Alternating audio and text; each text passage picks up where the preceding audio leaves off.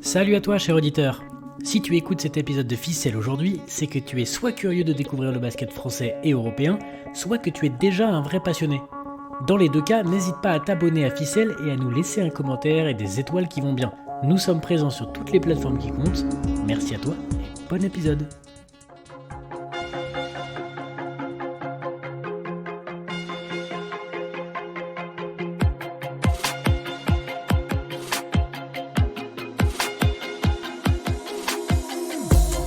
Est-ce qu'on passerait pas aux deux dernières questions que Ludo, le copain Ludo, avait envoyées, les gars? Je vais commencer par la moins polémique et ensuite on va aller vers la plus polémique. Ça vous va? Allez, c'est parti. Allez. La question de Ludo, la moins polémique, était: que pensez-vous du projet de Bertomeu de développer une équipe à Londres? Cela peut-il fonctionner? Y a-t-il une place pour le basket au Royaume-Uni? Moi, j'ai encore un avis assez tranché. J'ai vécu un peu au Royaume-Uni et puis voilà, j'aurai quelques petits arguments. Olivier, je te propose que tu prennes la parole et puis je clôturerai. Et entre-temps, Adrien et Romain pourront donner leur avis sans s'écharper, toujours dans la politesse et le respect. Je vais essayer de ne pas sortir la sulfateuse alors. Comment dire? Je suis un grand défenseur de la méritocratie. Alors, j'ai bien compris qu'avec Bertomeu, c'est pas du tout à l'ordre du jour. Il reste que je suis vraiment un amateur de l'Euroleague, mais comment dire? En gros, la venue d'une équipe comme Londres, potentiellement dans le giron de l'Euroleague, c'est une question uniquement marketing. C'est-à-dire qu'on s'est pas dit à un moment: «Oh tiens, cette équipe de Londres est performante. Peut-être que on pourrait vraiment la faire venir à terme avec» non, non, non, c'est pas du tout ça. Et il s'en défend pas d'ailleurs de ça, hein. Il dit bien que, Londres, c'est un marché, donc il faut que Londres soit là. Hem, donc du point de vue de l'Euroleague, moi je j'adhère pas du tout au fait que Londres puisse venir. En revanche, du comment dire? Si je me place en tant que supporter de Londres ou joueur de Londres, bah, évidemment c'est une opportunité unique. Est-ce que le fait que le basket en Angleterre puisse se développer en Grande-Bretagne? Bah oui, c'est génial, évidemment, mais d'un point de vue historique, il y a rien. Il y a pas de réservoir de joueurs anglais. Ils vont comment ils feraient? Ils vont faire venir qui? Lou Holden? Ils vont refaire venir Anunoby? Ces mecs, ils viendront jamais. Donc si c'est pour jouer avec des mercenaires, Ben juste Gordon. pour faire un ouais, Ben Gordon, ouais, avec ses genoux en plastoc. Non, mais tu vois, il y a pas de il y a aucune pertinence, en fait, à accueillir cette équipe. Si un jour ils développent une équipe et qu'ils sont compétitifs et qu'ils arrivent là, même en étant un petit peu favorisés, aucun problème. Mais pour l'instant, c'est le néant. Donc voilà, moi je suis absolument pas favorable et je comprends même pas l'intérêt qu'il puisse y avoir. S'ils passent par la FIBA Europe Cup, qu'ils performent et qu'ils se montrent, ne serait-ce qu'en termes d'identité de jeu, bien sûr, pas de problème. Mais pour le moment, non, c'est un grand non pour moi. Comme ça, c'est clair. Romain, t'en penses quoi? Bah, pareil. Bah, pour moi, enfin, qui commence à, alors je vais être très cru dans mes mots, mais qui commence à réellement jouer au basket, à prouver dans les plus petites compétitions et même à avoir un championnat attractif, etc. Et puis après, on verra pour leur place, ne serait-ce qu'en BCL ou en Eurocup, déjà, qui fassent de gros trucs. Mais alors l'Euroleague, mais c'est hors de question si c'est juste pour dire on a un club qui est à Londres. C'est tout. Enfin, c'est voilà, enfin, j'ai regardé, hein, le club, je crois qui était concerné par la BCL, c'était c'était quoi, London Ouais, Lions, il me semble, London Lions, un truc ouais, comme ça. c'est ça. Ouais. Alors ok. Alors du coup, les London Lions l'année prochaine, ils débarquent en Euroleague. Vous êtes d'accord pour avoir Byron Mullens en titulaire d'une équipe comme ça en Euroleague? Enfin, à moins que ce soit pour la blague. Non, À non, moins que ça va ce être soit pour la compliqué. blague. Byron Mullens en 2020 sur un terrain de basket, c'est juste une insulte, quoi. On Bah va voilà, non, mais ouais, carrément. c'est pour ça, enfin, un moment, respectons notre sport quand même. Moi, j'ai rien contre ce championnat, mais déjà, d'une, qui le regarde vraiment pour l'instant? Est-ce qu'ils ont déjà performé? Je suis pas sûr non plus. Donc, faites vos preuves et après, on en discutera. Mais pour l'instant, enfin, c'est un grand nom aussi. Comme ça, c'est réglé. C'est... Est-ce que tu veux terminer d'attaquer à la machette le championnat anglais, Adrien? Alors, perso, ce projet-là, j'y crois pas une seule seconde. Parce que déjà, l'Angleterre et la Grande-Bretagne en général, c'est pas du tout culture basket. Et pour moi, le seul truc vraiment qui pourrait s'imposer, même si là aussi ça reste un doux rêve parce que faudrait voir au niveau des déplacements, des choses comme ça, même s'ils organisent déjà des matchs de saison régulière, pour moi le seul truc viable c'est la NBA. Voilà. La NBA, on sait qu'ils ont la puissance financière, on sait que c'est populaire. Je veux dire, même quand tu connais pas le basket, que tu entends NBA, tu sais tout de suite ce que c'est. Sinon, pour moi, l'Euroleague, j'y crois pas du tout. Et puis pour moi, je dirais que j'irais plus dans le sens plutôt des compètes FIBA, tu vois.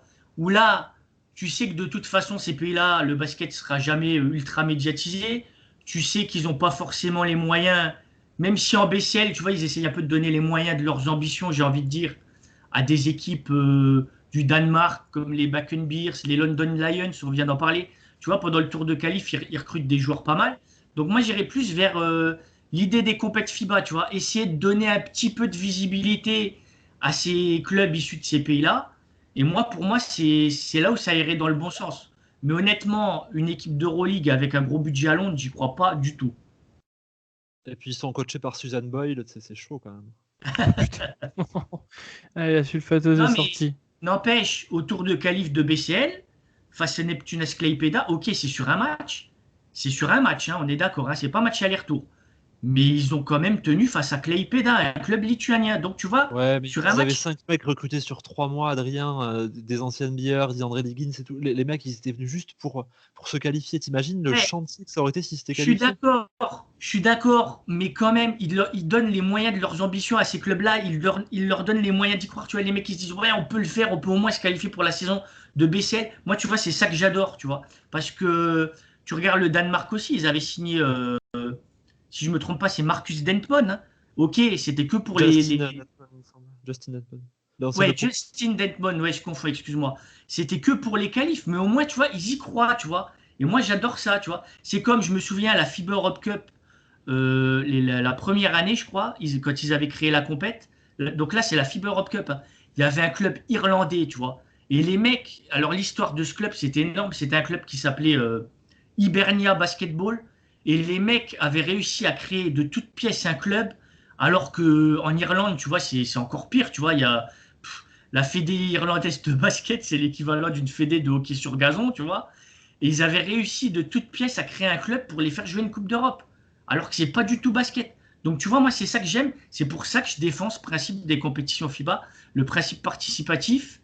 Et au moins les mecs, même des pays comme ça, s'ils disent on peut y arriver, on peut être dans ces compètes, même si le basket sera jamais ultra médiatisé dans leur pays, même s'ils n'ont pas les infrastructures et tout, au moins ça leur permet de participer. Mais Donc je moi je comprends défends tout ce à fait principe. cette démarche-là. Moi, je suis d'accord avec toi, Adrien, il n'y a pas de problème. Mais essayons, nous, on est passionnés de basket, donc on aime tous les baskets, vraiment, hein. Mais essayons de nous positionner un petit peu. Donc nous, tu vois, on est amoureux de basket européen, l'Euroleague, la BCL, tout ça. Euh, Comment tu veux qu'on passe pas pour des clowns, nous, amateurs de basket européen, quand nous, tu sais, quand on discute avec nos potes qui sont pas forcément de basket, qui aiment pas forcément le basket européen, on leur dit ouais, Du mais basket X, tu veux dire? pas Excuse-moi. forcément. Oh, pardon. Pas forcément. Mais tu vois, il y a des gens, tu leur dis ouais, mais tu sais, l'Euroleague, c'est aussi une ligue historique avec des coachs très identitaires, des clubs qui ont leur identité, leur histoire, qui sont là depuis des décennies. Et le mec, il dit ouais, c'est qui les London Lions là? Non, mais on passe pour des. Non, mais c'est vrai, on Non passe pour mais des cons. Parce Parce je que qu'il n'y suis a pas de d'accord. pertinence, quoi. Je suis d'accord. Au début, je vais te dire un truc. À l'époque, avec mon frère, quand on voyait que au l'Eurocup venait final, au un club à Londres, ce serait une équipe NBA, quoi. bah, Oui, ça, c'est c'est Simplement. ça. c'est Je le clair. disais, Ça Adrien, il a entérinerait raison. le fait que l'Euroleague devienne une ligue fermée et la NBA européenne. C'est clair, je l'ai dit. Mais après, pour revenir à ce que me disait Olivier, moi, je me souviens à l'époque de l'Eurocup, à l'époque, ça s'appelait même l'ULEP Cup, ça n'avait pas le même nom. Avec mon frère, on se marrait, on se disait, mais ils vont quand même pas ouvrir la compétition à des clubs anglais, ils vont se faire déboîter et tout, ils vont perdre des matchs et tout. Mais moi, finalement, après avoir réfléchi, je me dis, mais putain, mais on a un potentiel. On se plaint que chez nous, le basket fait pas trop parler. Et pourtant, nous, en France, on a un championnat structuré. Alors imagine dans les pays où les gars essayent de s'intéresser à leur sport ou vont voir leur club jouer, ils n'ont même pas accès à des compètes, tu vois, même des compètes européennes. Et ben finalement, tu vois, par rapport à ça, j'ai changé d'avis. Je me dis qu'il y a du potentiel, il faut l'exploiter. Et même si des fois, c'est des clubs qui n'auront pas des victoires en saison régulière et tout, quand tu vois déjà que sur un match de qualif, on leur donne la possibilité de recruter sur un tour qualificatif des gars, des bons joueurs, et ils peuvent tenir un club comme Klaipėda sur un match, un club lituanien, moi, franchement, je suis plutôt pour cette idée-là, tu vois. Par rapport à ça, franchement, j'ai changé d'avis, je défends ce principe. Je ne suis pas contre la méritocratie, mais regarde, hein, le résultat, parce que la question de Ludo, d'ailleurs, qui s'occupe aussi de Basket Stats Europe sur Twitter et qui fait de l'excellent boulot. Ça, c'était pour la petite dédicace. Mais la question de Ludo, c'est par rapport à l'Euroleague. Donc, en gros, tu as des équipes comme, au hasard, hein, la Virtus Bologne et le Partizan qui font un boulot de dingue depuis 10 ans pour vraiment atteindre le Gotha et pouvoir, là, sur les 4-5 dernières années, bosser en Euroleague. On leur dit, non les gars, vous êtes bien gentils, vous avez bien bossé, mais on va prendre les London Lions. C'est ça le problème. C'est-à-dire que l'Euroleague, elle ne changera pas. Il n'y aura pas une augmentation massive du nombre de clubs accueillis.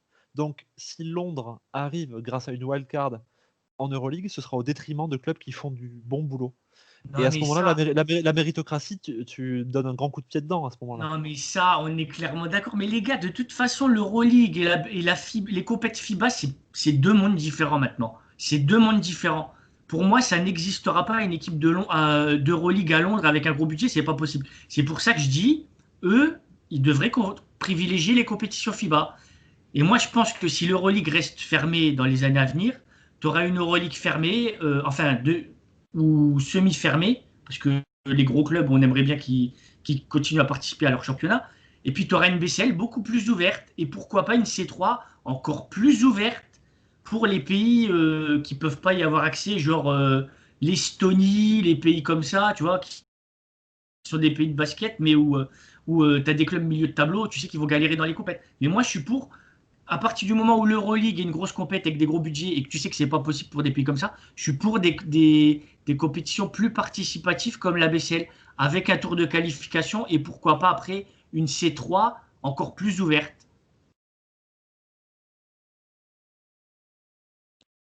Ok, bah comme ça c'est réglé, on a pu débattre. Est-ce que vous voulez mon avis? Parce que c'est vrai que c'est un sujet assez intéressant. Il y avait une finale d'Euroleague qui s'était jouée à l'O2 Arena, si je me souviens bien. Et c'était l'Olympiakos qui avait gagné en finale contre le Real, si je ne me trompe pas, ou contre le CSK. J'ai un doute. Enfin, C'était c'est pas la contre finale qui gagne contre le CSK avec le hookshot de Printezis? Si. je Ah crois, voilà. Ouais, c'était l'année là, 2011, non 2012 pardon, si je me souviens bien. Ouais, parce que Euh, c'est l'année des JO. Ouais, c'est ça. Bah, moi, tout ce que m'inspire le basket anglais, c'est une seule chose. C'est un film particulièrement mauvais. N'allez pas le voir, qui s'appelle Freestyle. Je vous lis le synopsis. Onden, encouragée par sa mère, a tout fait pour entamer des études de droit à la prestigieuse université d'Oxford. Mais elle va vite se retrouver dans un univers complètement opposé. En effet, tout près de son école privée se jouent des freestyles de basketball auxquels participe Léon, jeune homme au charisme qui ne laisse pas Onden indifférente. C'est une bouse. N'allez pas le voir et c'est la seule chose que m'inspire le basket anglais. J'ai essayé de nombreuses fois de regarder le basket anglais dans cette ligue où il n'y a qu'un seul équipementier qui est capable. Même les matchs de Newcastle qui ont été de nombreuses fois champions et c'est été assez peu intéressant. C'est un pays qui n'a pas la fibre basket. Quand j'y étais, j'y suis resté quelques semaines, j'avais vraiment l'impression que tout ce qui intéressait les Anglais en termes de basket, c'était la NBA. Et côté sport business, déjà là-bas, il n'y a pas de place entre le football, le rugby et le cricket. Il n'y a pas grand-chose. Donc, c'est vrai que l'Euroleague pourrait tenter d'aller chercher une franchise, parce que ce serait le cas, en Angleterre. Mais concrètement, il n'y aurait pas grand intérêt, à moins de vouloir créer un club sans âme de plus, avec, bon, ça ferait 2 avec le Khimki Moscou. Oups. Et du coup, ce serait pour moi une grande, on va dire, addition néfaste pour le basket européen. Donc, ce serait assez compliqué et il y aurait que peu d'intérêt selon moi. Je pense qu'on a tous dit ce qu'on pensait sur cela et voilà. Le projet de Bertomeu à Londres, c'est non. Voilà. Dernière question, du coup, toujours de Ludo. Selon vous, quelle ligue européenne, en dehors du top 10, a le plus de potentiel et le plus de chances d'intégrer ce top 10 et pourquoi? Le top 10, on va le préciser tout à l'heure. Alors, Belgique, Pologne, République tchèque, PAF League, Ukraine, Hongrie et Danemark. À noter que la PAF League est la réunion des championnats estoniens et pas que je dise de bêtises, et laiton de basket. Je sais que Adrien est particulièrement calé sur le sujet. Donc, ce que je te propose, Adrien, c'est que tu commences là-dessus. Et puis, on s'écharpera à la suite, vu que c'est la dernière question en plus. Ben, moi, perso, c'est vrai que ce qu'on appelle les entre guillemets petits championnats, j'en ai suivi quelques-uns où j'en suis encore pas mal. Alors, perso, j'ai voulu mater la République tchèque parce que je savais qu'ils avaient formé notamment Satoransky, il y a Jan Vezeli, même si lui c'était un peu particulier parce que il n'a pas été formé complètement en République tchèque, tu vois. Par la suite, il a été formé en Slovénie. Il a continué sa formation là-bas. Et alors, tu vois, eux, c'est vrai que j'ai été un peu déçu parce que j'ai maté des matchs. Donc, tous ces petits championnats-là, tu peux en avoir qui passent leur match gratos sur Internet. Et franchement, j'étais écœuré, quoi. Il y avait trop de coups de sifflet. En tout cas, sur les matchs que j'ai vus du début, c'était pas extraordinaire en termes de niveau. Moi, j'ai trouvé que ça sifflait trop. Il y avait beaucoup de fautes. Tu t'es infligé une grande peine, quoi. Ah oui, non, mais là, bah, tu vois, au début, je voulais suivre la Slovaquie, tu vois. Mais après, je me suis dit, ouais, ça sert à rien, c'est naze. En plus, ils ont que Brodzianski, tu vois, de connu comme joueur slovaque. Et finalement, quand j'ai regardé la Slovaquie ou d'autres pays comme l'Estonie, la Lettonie, je trouvais que c'était plus fluide en termes de jeu. Des fois même, il y a des gros matchs. Des fois tu peux avoir des derbies, des matchs comme ça. Et je dirais, Je parte à Prague. en termes de niveau, vraiment, pour moi, la Pologne, c'est pas mal. La Pologne, c'est pas mal parce que ces dernières années, ils ont eu pas mal de clubs qui ont joué les compétitions européennes. Même si là, cette année, je trouve ils pourraient avoir plus de clubs dans des C3, C2, tu vois. Mais la Pologne, franchement, au niveau de la sélection nationale, en dernier, je trouvais qu'ils étaient pas trop mal. Ils ont formé des joueurs comme Ponitka. À l'époque, ils avaient Maciej Lampé, qui avait été un Walter NBA. Hodge. Ouais, non, mais, ouais, On en reparlera ouais, ensuite. ouais, mais bon, scandaleux, quoi, les naturalisations. Mais je trouve que ils ont un niveau pas trop mal. Et puis eux, au moins, ils ont l'air assez structurés. Tu vois, ils jouent dans des grandes salles, enfin des salles de 3000 à 5000 places, quoi. Que quand tu regardes la République tchèque ou les pays comme la Lettonie ou l'Estonie, alors eux, c'est un autre monde, hein. Ils jouent dans des salles, c'est des gymnases, quoi. Donc, je dirais que ouais, pour moi, la Pologne, c'est pas trop mal. Je dirais que ils peuvent être dans le top 10. Et après, ouais, Danemark, je pense pas, même s'il y a les Buccaneers.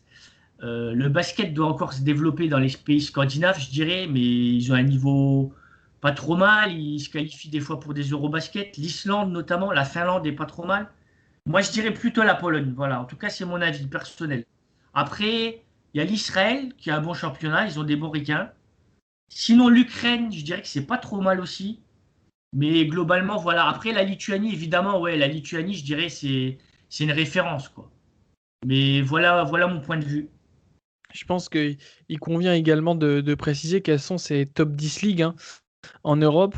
Je vais essayer de les reprendre plus ou moins dans le bon ordre. Vous m'arrêtez si je dis une bêtise. Je les ai En dans 1, l'ordre, si c'est tu veux. la... Vous m'entendez? Je les ai dans l'ordre, si tu veux, Corentin. Ah ouais, mais est-ce que ton ordre ce sera le même que le mien? Étant Réactualisé donné au 4, que 4 tu as la octobre 2020. CB en 1? Comment? Ouais, ouais, ouais. J'ai la Oh, CB1, c'est 4 c'est octobre 2020, l'essentiel. c'est en fonction des points en Coupe d'Europe et des résultats entre nations. Superbe, je te laisse alors. Bah, du coup, on a Espagne en 1, Ah avec mince. le double de points de la Turquie. En 3, c'est la Russie, puis l'Italie, l'Allemagne, la Grèce, la France, égalité de points avec la Grèce quasiment, hein, mais c'est grâce au point Euroleague que la Grèce est juste devant, apparemment. Ensuite, on a Israël en 8, Lituanie en 9, Belgique en 10, et je vais jusqu'au 15, hein, juste Serbie en 11, Pologne en 12, Hongrie en 13, République tchèque en 14, Roumanie en 15. Pour les équipes d'ABA, donc ils n'ont pas mis l'ABA League, ils ont séparé en fonction des pays par rapport à la participation et aux résultats. Voilà. Ok. Ouais, bah, j'avais sensiblement la même chose, sauf que j'avais les ligues supranationales comme là-bas ou la VTB dans un même ensemble en fait. Ah ouais. Mais merci de l'avoir précisé. Ouais, mais alors attendez, parce que là, le classement qu'il nous a donné, c'est sur quoi que tu as été, Olivier, pour avoir le classement là? Je me rappelle plus parce que c'est un truc que j'ai sur un listing, tu sais, que j'avais fait en préparation du podcast. Donc je pourrais pas te dire la source. Parce que moi, j'ai le ranking de EuroHoops sur les ligues nationales. Ouais, Et alors, j'ai l'ACB en 1, la normal. VTB League en 2, La la, VTB Tur- Ligue en 2? la Turquie en 3. Ouais, alors eux, ils se basent pas sur les résultats parce que tu parlais des résultats en sélection nationale, toi, hein. Non, non, Non, non, non, non, non, non. les résultats des C'était. clubs en compétition européenne. Ah, ben moi, écoute, j'ai le ranking de EuroHoops et la VTB en 2, la Turquie en 3, la Jeep Elite en 4, on est quatrième.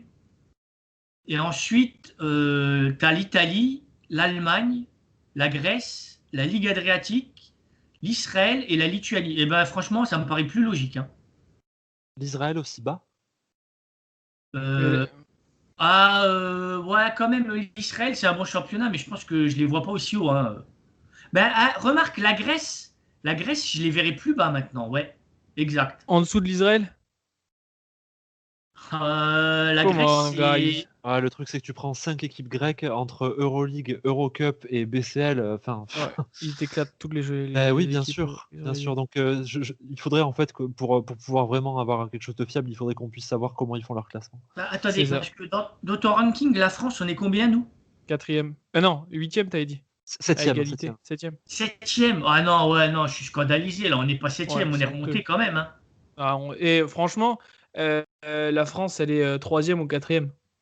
Ouais, plus quatrième, cinquième, ouais, peut-être plus quatrième, ça se tient après avec l'Italie. On en avait déjà parlé dans un autre podcast, mais tu mets qui tu mets juste la VTB et la ACB devant, c'est tout. Et encore, la VTB, c'est une ligue supranationale. Non, moi, La, je mets la Turquie devant, la Turquie et l'Italie. La Turquie, tu mets devant? Oh oui, la Turquie, je mets devant. Come Alors, on, guys. la Mais non. Turquie, j'en ai parlé dans un des précédents podcasts qu'on a fait dernièrement, là. La Turquie, je dirais que ça a été énorme quand tu vois les recrutements qu'ils ont fait. Mais c'est vrai qu'après avoir vu que le bas de classement, voire milieu de tableau turc, Les écureuils. ils se prennent des raclés contre les grosses teams, finalement, je me pose la question, ouais. Mais après, Ouais, voilà. mais le bas de tableau turc, on le considère à partir de la 8e place. Enfin, après, je ne suis pas un fervent défenseur du championnat turc, hein, peu importe. Mais ce que je veux dire, c'est que tu prends les 8 premières équipes du championnat turc, elles sont.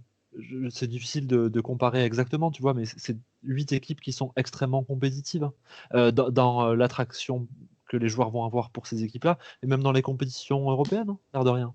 Tu prends une Après, équipe comme Başakşehir, c'est quand même très solide aussi, par exemple, et c'est du 6e, 7e. après, Tu les je trouves vais solides, revenir un Başakşehir? peu sur. Ouais, tu ouais, dis c'est pas trop mal, là, pour un 7e d'une ligue qui est pas censée être la ligue Ah majeure. oui, pour un 7e, excuse-moi. Ouais, Ben ouais, effectivement. ouais. Après, je vais revenir un peu sur le petit débat qu'on avait eu justement dans le précédent podcast qu'on avait fait avec Romain. C'est vrai que la Turquie, au final, quand je regarde certains clubs, j'avais dit moi-même que ce qui les empêchait d'être une référence, c'est la gestion financière catastrophique de pas mal de clubs.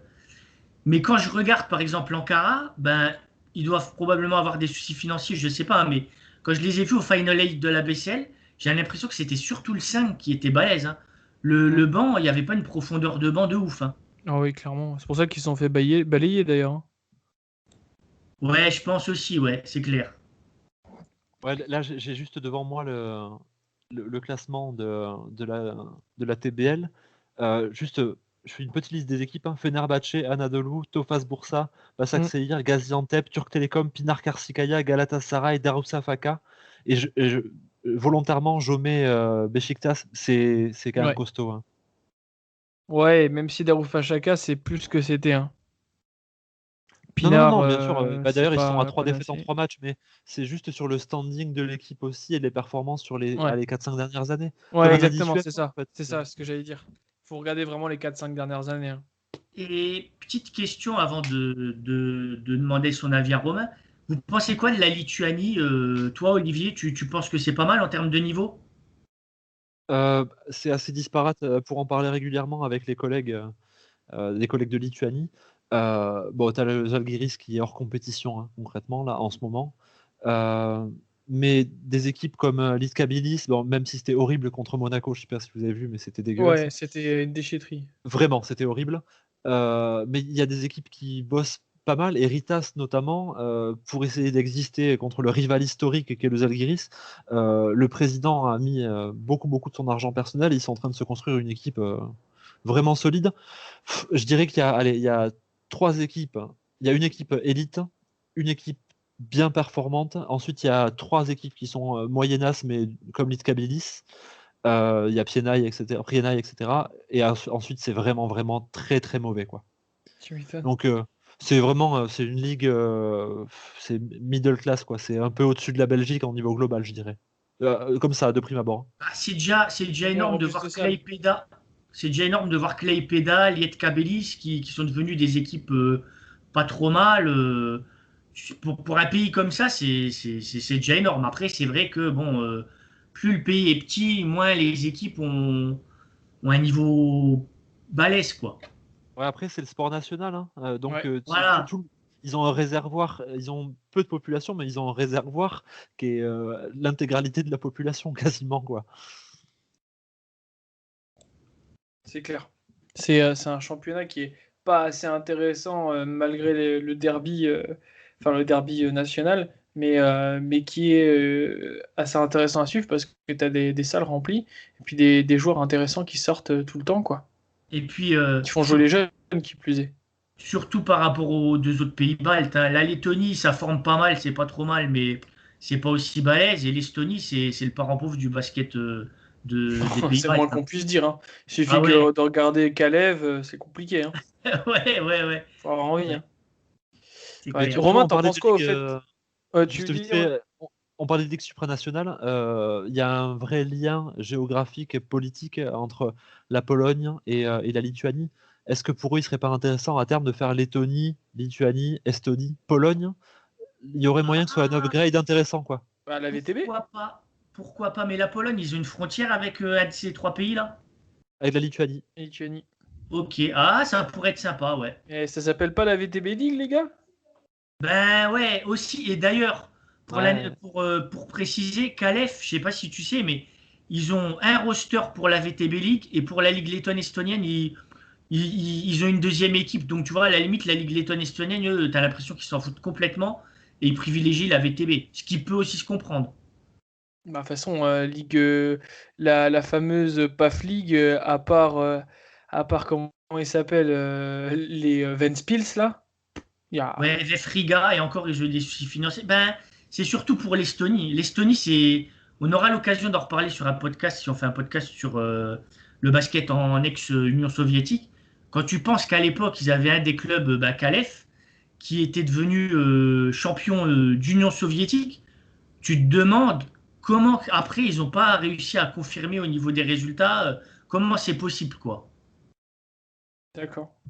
Ouais, il faudrait on en reparle. On en a déjà parlé, mais il faudrait effectivement faire l'histoire de ces clubs-là, et notamment sous l'ère soviétique.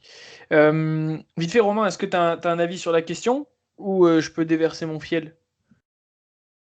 Non, vas-y, parce que du coup, moi, j'ai regardé, là, tant que vous discutiez, j'ai regardé un petit peu tous les autres championnats et je rejoins Adrien. Moi, il y a un championnat que j'aimerais voir un petit peu plus, c'est peut-être le championnat polonais. Après, j'ai regardé le match de Lublin un petit peu face à Saragosse, c'est pas non plus du très grand basket, mais bon, pourquoi pas, oui, le championnat polonais. Ouais, pareil, j'ai le même avis. Sinon, je vois aucune montée, quoi. Enfin, Belgique, c'est même plus parents pauvres. Déjà en foot, c'est galère. Ils parlaient déjà d'unifier les ligues belges et hollandaises en foot, donc c'est pour vous dire. Et République tchèque, je vais pas comme Adrien, m'infliger certains matchs, sauf peut-être cette fameuse finale qui avait été jouée à Athènes devant presque 100 000 personnes entre l'AEK et le Slavia où je parte à Prague. Désolé pour les Tchèques Bah, qui ouais, nous mais écoutent. là, Revival, là, de toute façon, Ah, c'était mais leur c'est période. historique. Ah, c'était leur âge d'or, hein. C'était Ah leur ouais, âge d'or. bah, depuis, C'était. c'est compliqué. Après, l'équipe nationale, attention, hein, c'est autre chose, hein, il y a des gros gros joueurs. Mais, euh, mais par contre, la PAF League, c'est quelque chose qu'il faudrait que je regarde d'un peu plus près. L'Ukraine, pour m'être cogné des matchs, ce que j'en ai fait il y a 3 ans, 3-4 ans notamment, je vous le souhaite pas, hein. Déjà, parce que si vous mettez le son, c'est assez compliqué. Parce qu'en des fois, on entend plus le mec qui a le mégaphone dans la salle plutôt que le commentateur. Et puis concrètement, je comprenais pas la langue.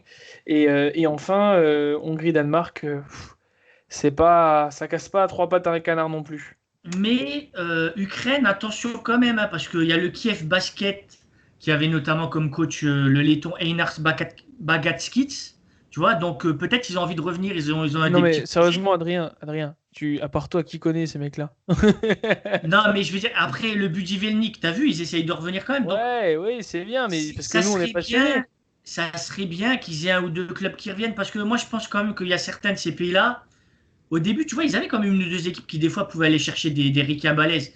Oui, Le ça c'est BC vrai. Calais, ils avaient été chercher John Lainan à l'époque, alors qu'il était à Nancy. Tartu, ils avaient été chercher Tano Kabir.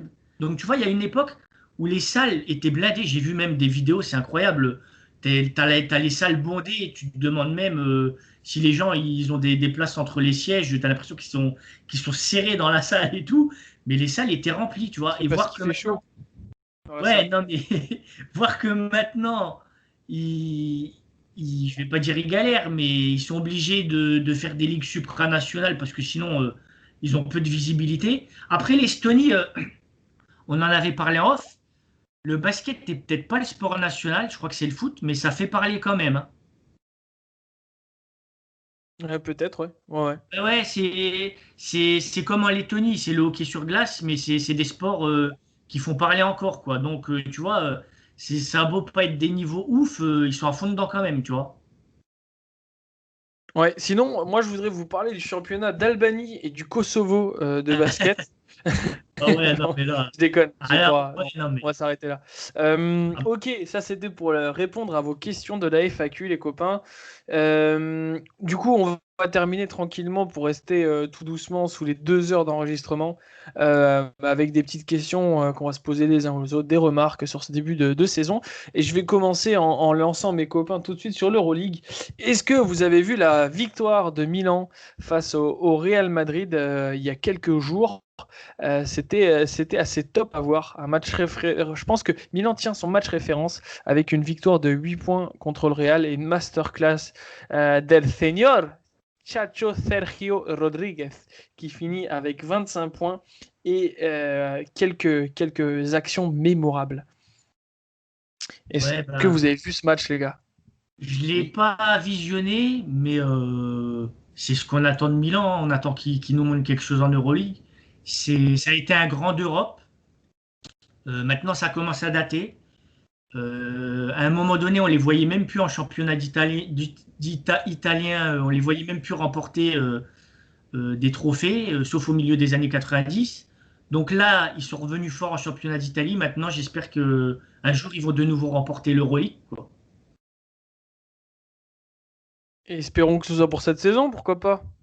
Allez, hein, ouais, pourquoi pas. Ouais. Belle presta de Sergio Rodriguez, malgré la blessure pendant le match de Malcolm Delaney et le fait que certains joueurs, des gros joueurs, soient blessés. On pense à Mikov ou à Punter, pardon. Sergio Rodriguez finit donc avec 25 points, 8 sur 8 au lancer, 3 sur 6 à 3 points, 4 sur 5 à 2 points, 4 rebonds et 7 assists. Est-ce que tu as vu le match, mon ami Olivier? Oui, oui, oui, je l'ai vu et revu préparant la preview du Real Madrid là pour QI Basket. Alors, première chose quand même, c'est vrai que Milan joue bien. Voilà, je peux pas leur enlever ça. Euh, Milan joue bien, même si le Day depuis le début de la saison, c'est pas encore le Day qu'on a eu aux Algiris, hein, mais c'est vrai que bon, voilà, les Chacho, Moraskini, Shields, bon, eux, ils sont dans le truc, quoi.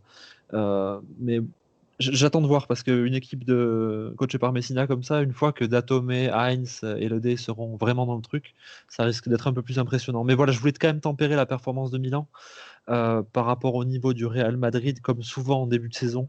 Le Real en début de saison, j'ai regardé hein, sur les 5-6 dernières saisons, il commence souvent par des trucs très irréguliers avec des séries de défaites, hein. Euh, donc c'est à tempérer. Là, le Real, en ce moment, ils font jouer Garouba en 4. Mm. Donc, c'est-à-dire en 2020, on fait jouer Ousmane Garouba en 4 avec Walter Tavares en 5. En 2020. C'est-à-dire un mec qui n'est pas capable d'écarter du tout, qui a une défense sur les extérieurs qui est archi mauvaise, avec un mec comme Walter Tavares qui peut défendre que en drop. Donc forcément, face à une équipe qui a un 4 stretch, bah, ce qui se passe, c'est que tu te fais démonter la gueule, quoi. Ils attaquaient avec Alocen à la main, titulaire, alors même s'il a peu joué et que Campazzo a pris le relais, tu vois, ils sont déjà en train de préparer le relais de Campazzo. Moi, le Real Madrid, je tirerai aucun enseignement de cette équipe avant le mois de décembre. C'est-à-dire qu'une fois qu'il y aura eu la draft et la free agency, parce que concrètement, le Real Madrid, ça jouera à chaque fois moins de 30 minutes. Ils feront tourner tout le monde. Ils vont essayer 1000 configurations différentes.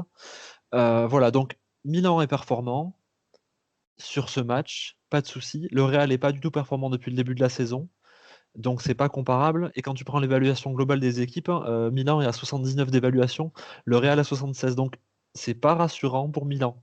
Je crois que la performance de Chacho, elle vient un peu biaiser. Franchement, hein, elle vient un peu biaiser euh, ce match-là et la comparaison entre les deux équipes. Milan, pour moi, ça tâtonne pas mal. Euh, voilà, moi, j'attends de les voir contre une grosse équipe, hein. Faut se rappeler Mais quand le même que le Real, c'est match pas une juste. grosse équipe? Ben non, pas en ce moment. Regarde les performances, ils se sont fait poutrer par Baskonia, ils se sont fait poutrer par Valence en jouant C'est le moins super qu'on puisse mal. dire. Et en Euroleague, c'est pas une bonne équipe en ce moment. Donc Ouais, mais tu viens un peu de tuer tout mon, on va dire, tout mon ressenti. J'étais super heureux. Je me suis dit, ah, ils ont leur match référence, tout ça. Bon, bon mais, voilà. c'est simple. Corentin, regarde le match. C'est quoi le match d'avant de Milan, juste avant le Real Madrid, tu te rappelles ou pas? Non, je l'ai pas vu malheureusement.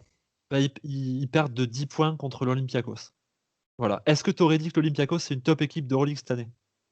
Je préfère m'abstenir de répondre. Non, mais tu vois ce que je veux dire? Ouais. Pour le moment, Milan, ils avaient gagné contre le Bayern Munich de 2 points. Ils ont battu l'Asvel. Ils ont perdu de 11 points contre l'Olympiakos. Et ils battent un Real Madrid avec Ousmane Garouba en 4. Voilà. Bon, c'est tout Ouais. pour moi. Bon, comme ça, c'est réglé, hein. Romain, Adrien, est-ce que vous avez vu le match? Moi, pour ma part, je t'avais répondu tout à l'heure. Non, j'ai pas vu le match, mais je disais que voilà, on attend de voir un grand Milan en Euroleague, quoi. Ouais, on le souhaite. C'est vrai qu'il tâtonne, hein, comme le Real. Après, c'est vrai qu'il y a une telle ambiance pendant le match le copain Sergio a tellement régalé que ça faisait plaisir à voir et même réussi à enflammer euh, le, euh, le commentateur, je crois que c'était Nicolas Bayou sur RMC. Donc c'était un super match niveau ambiance.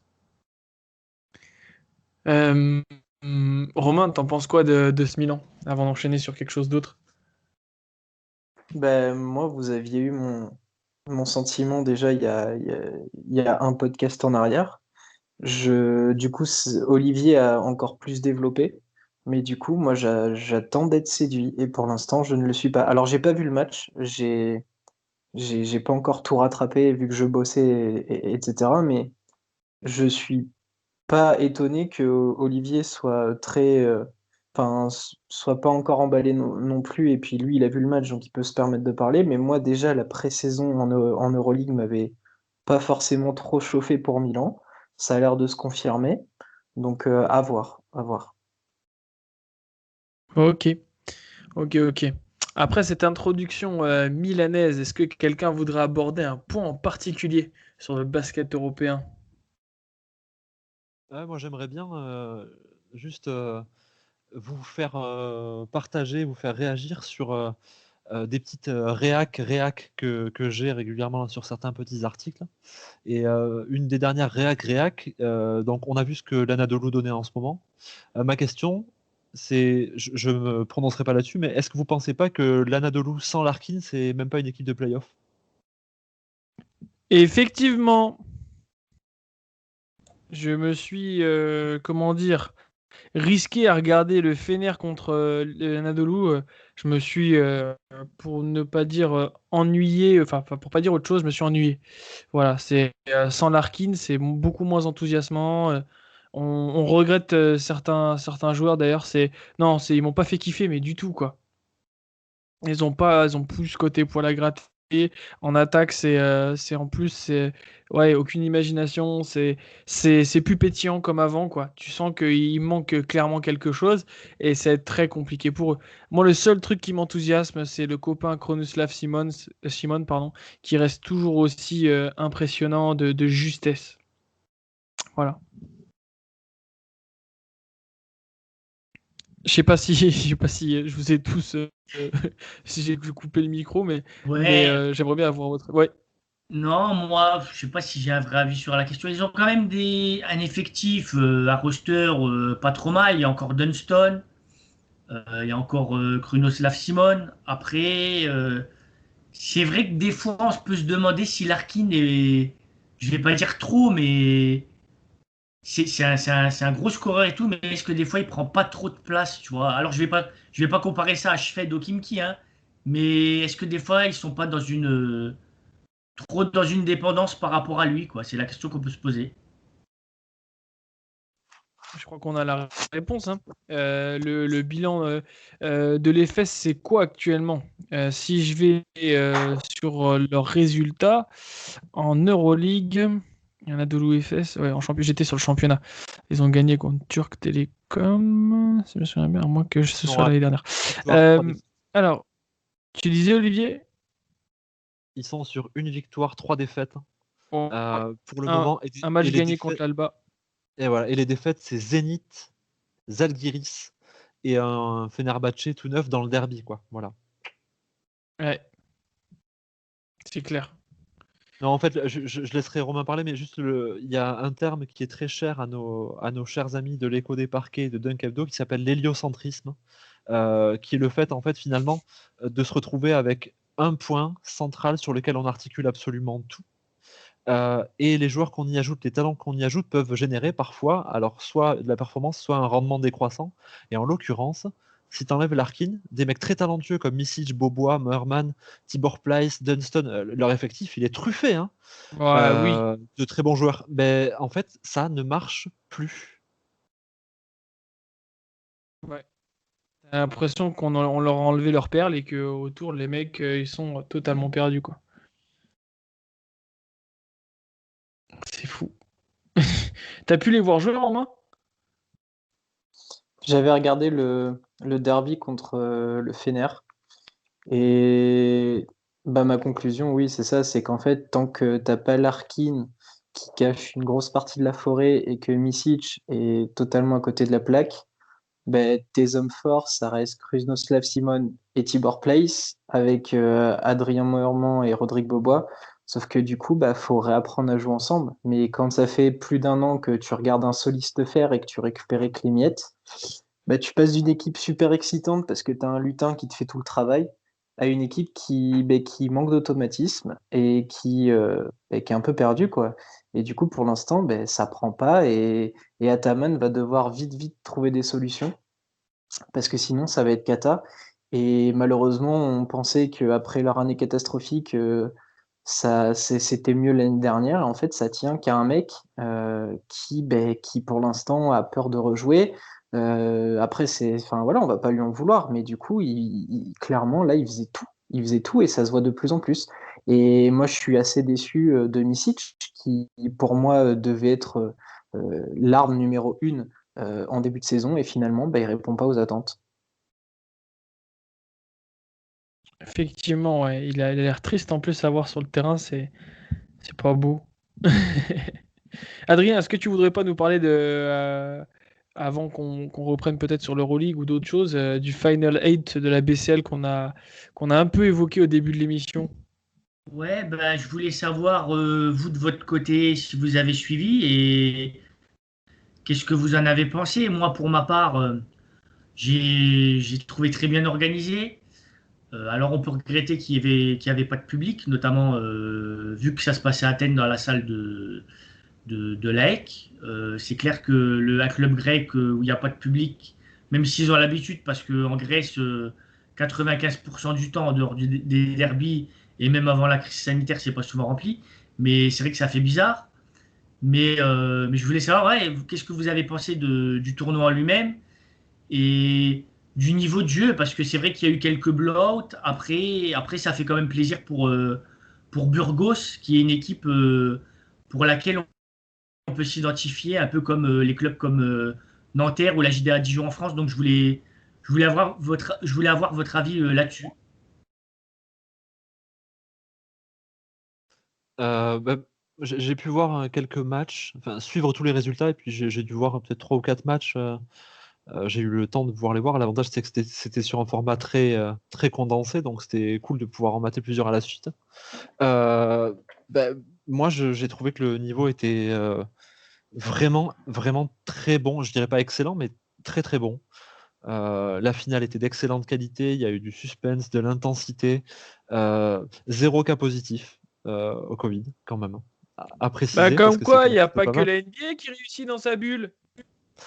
Ah non, mais on va C'est pas cracher sur la bulle de la NBA. Ils ont bien bossé aussi, hein, faut pas Oui, ils déconner, ont c'est quoi. bien vrai. bossé, mais qu'on crache pas sur le basket européen, ça me Non, chafouine.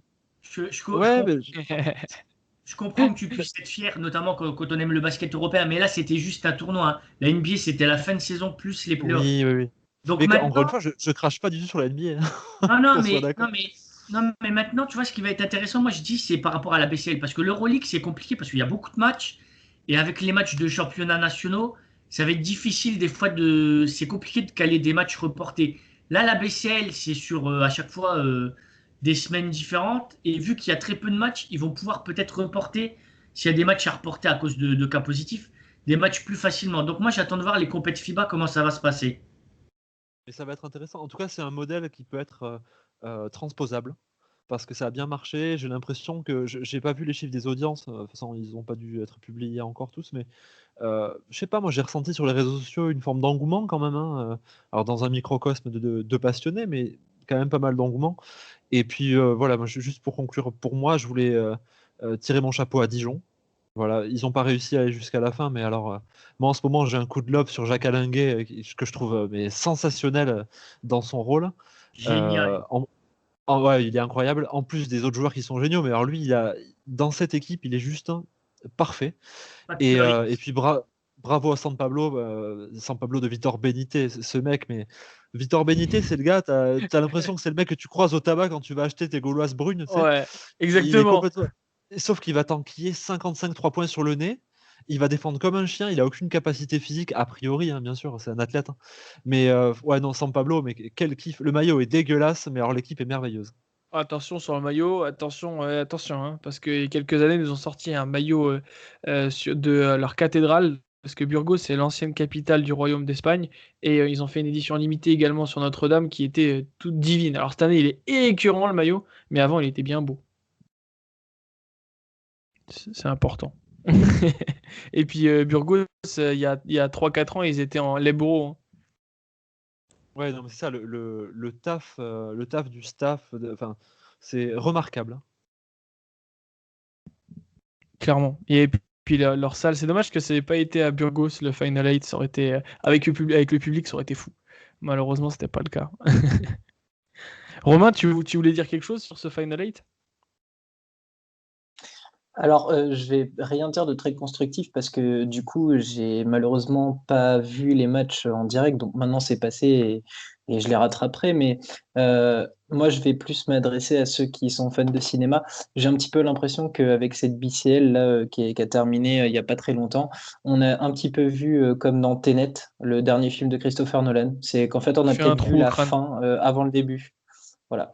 Il fait un trou au crâne ce film. Je sais pas Voilà, pour on a vous, les peut-être gars. vu la fin avant le début.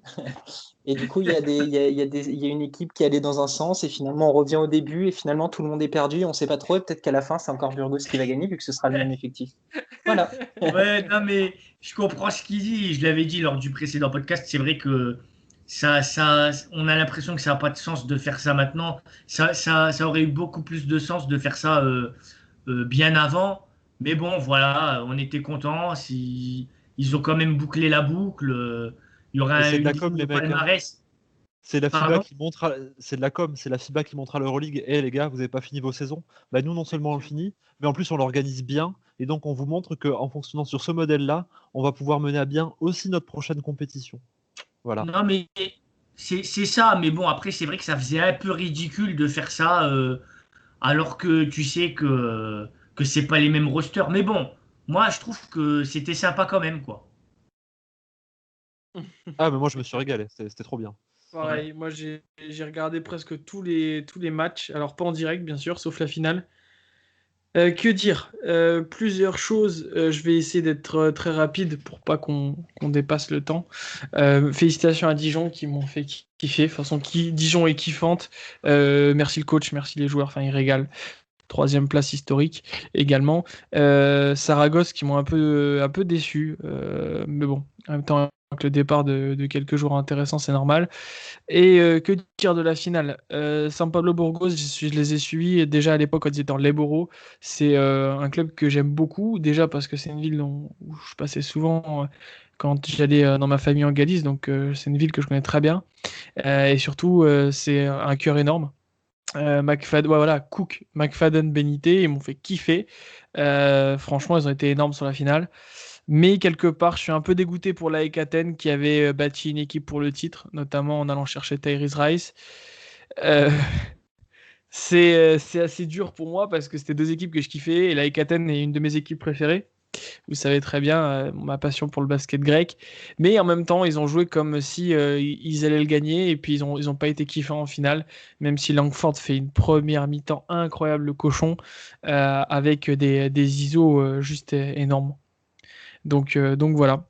Pareil, même constat pour ma part. Bah voilà, comme ça c'est carré.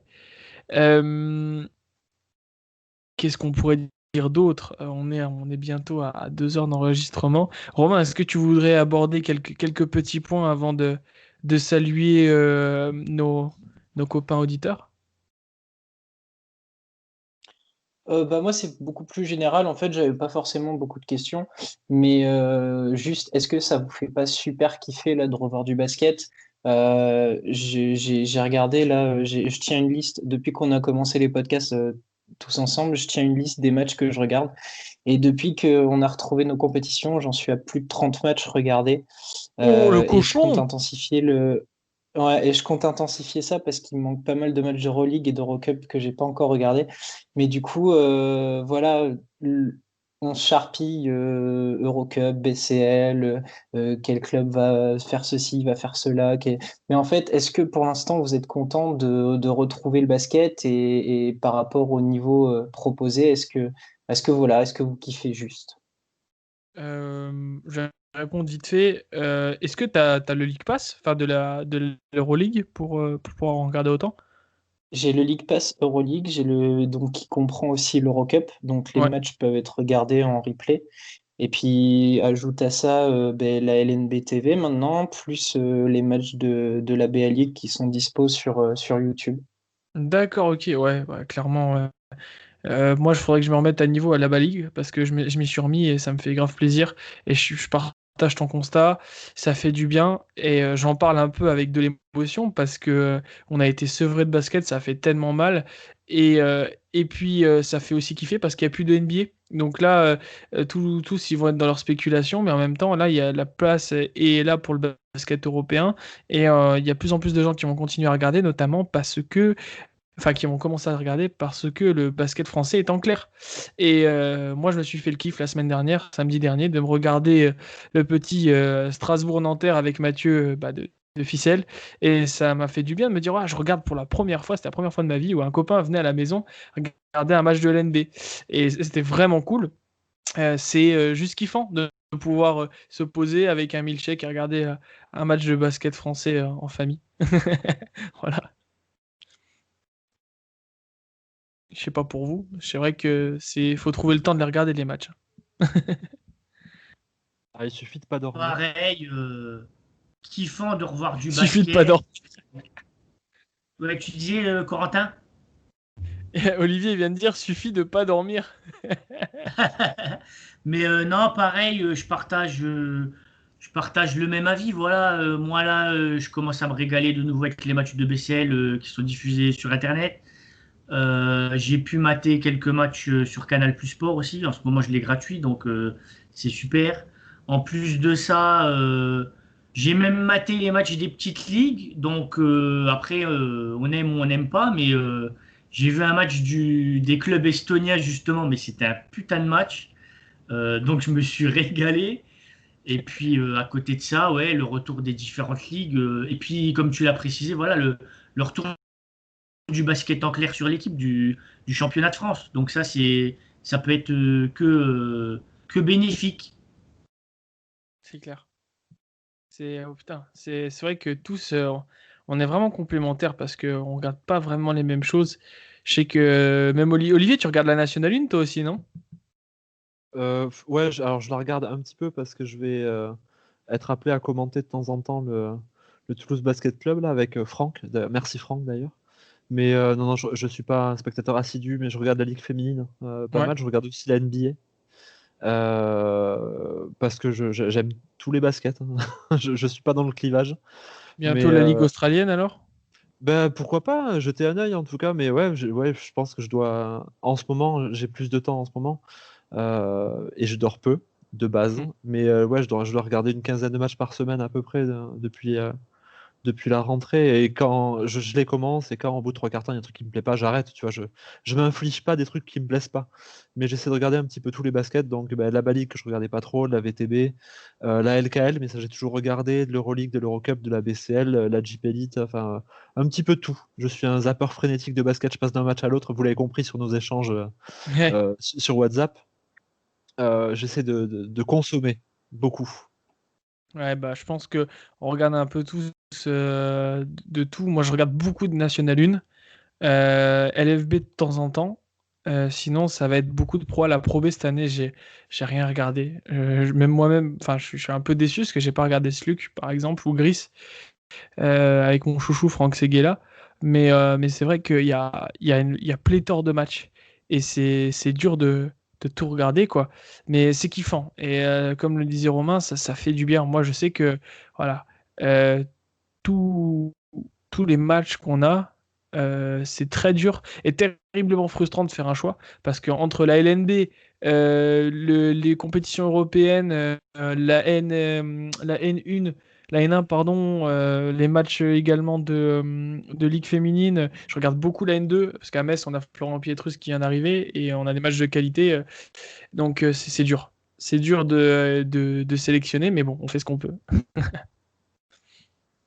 Est-ce qu'on couperait pas les gars et on saluerait pas nos auditeurs parce qu'on est à 2h04 si je me souviens bien. Ouais, s'ils tiennent jusque-là, franchement, si à l'écoute vous tenez jusque-là, les gars, Olivier je, Loff, je- je troisième maillot. propose qu'on fasse tous un petit bravo. Clap, clap, clap, clap, clap, clap, clap. Bravo, bravo. Ouais, c'est clair. Je sais que certains iront au bout, d'autres en plusieurs morceaux. L'essentiel, c'est de partager. Quand est-ce qu'on se retrouve? Alors, on peut pas vous donner une date. Un truc qui est sûr, c'est que on a hâte de se faire ce fameux quiz Est contre Ouest avec en guise de maître de cérémonie Monsieur Romain. Moi j'ai hâte en tout cas. J'espère que Adrien est chaud parce que moi je mets tous mes espoirs sur Adrien et Mathieu. On Parce va vous que faut défoncer. suivre. Ouais, mais t'as qui dans ta team toi, pour être clair? Franck Cambus, donc Sidney Dean sur Twitter, qui est un mec qui s'y connaît plutôt, hein, en Oui, basket oui, oui. français. Et Ludo, qui anime Basket Stat Europe sur Twitter. Voilà, les deux, on sera les trois Toulousains. Ah bah là Et c'est vraiment c'est ils sont sud-ouest, déjà en ça va train être. de m'acheter, hein, les gars. Ah bon? Ils essaient Ah, déjà de m'acheter. Romain, n'oublie pas que j'ai un maillot du CCRB pour toi que j'irai faire dédicacer par JP Maille. Oublie pas, hein. N'oublie Et puis, n'oublie pas, Romain, que tu as sache déjà reçu ton maillot. C'est vrai en plus. n'oublie pas, Romain, que si tu veux, moi, je m'achète le maillot du CSP et je prends une photo avec et je dis que c'est le plus grand club au monde et je le clame en début de chaque émission de Ficelle. Olivier. Vous voulez vraiment moi, que je réponde, moi, j'ai aucune sérieusement sorte d'ego. Hein. S'il faut faire des choses, je les fais. Hein. Non, je suis supporter de Pau, mais vous connaissez déjà voilà, mon avis sur Pau cette saison et je ne l'exprimerai pas aujourd'hui. Des fois, vaut mieux. Nous, dans notre équipe, il y aura Adrien qui, s'il y a beaucoup de questions sur les ligues mineures européennes et le basket des années avant 90, on met tous nos espoirs sur lui parce que ce sera bon. Si tu peux faire une section gros ricain, costaud, rebondeur et scoreur, Romain, n'hésite pas. Hein. Adrien sera là pour répondre. T'inquiète pas, je pense que je suis parti sur un truc, va falloir m'arrêter si je pense qu'on va faire un quiz de 3 heures, mais je suis parti sur un truc, j'espère que ça va vous plaire. Et puis on a Mathieu aussi. Mathieu, lui, je sais qu'il sera chaud sur certains points, mais bon, comme toujours, faut pas dévoiler ses armes. De toute façon, ce sera pick your poison de notre côté, et concrètement, moi, je ne reculerai devant rien, acheter l'arbitre notamment. Merci les gars, c'était un plaisir de vous retrouver. C'était cool de se retrouver tous les 4, en espérant qu'un jour on soit tous les 5 avec le collègue Mathieu, qu'on embrasse d'ailleurs. Je vous souhaite tous une très bonne soirée, aux auditeurs une très bonne écoute, et j'espère qu'on sera de retour pour de nouvelles aventures et que le Covid nous laissera tranquille. Bisous les gars. À plus. Merci à tous, content de vous retrouver. Ciao, ciao.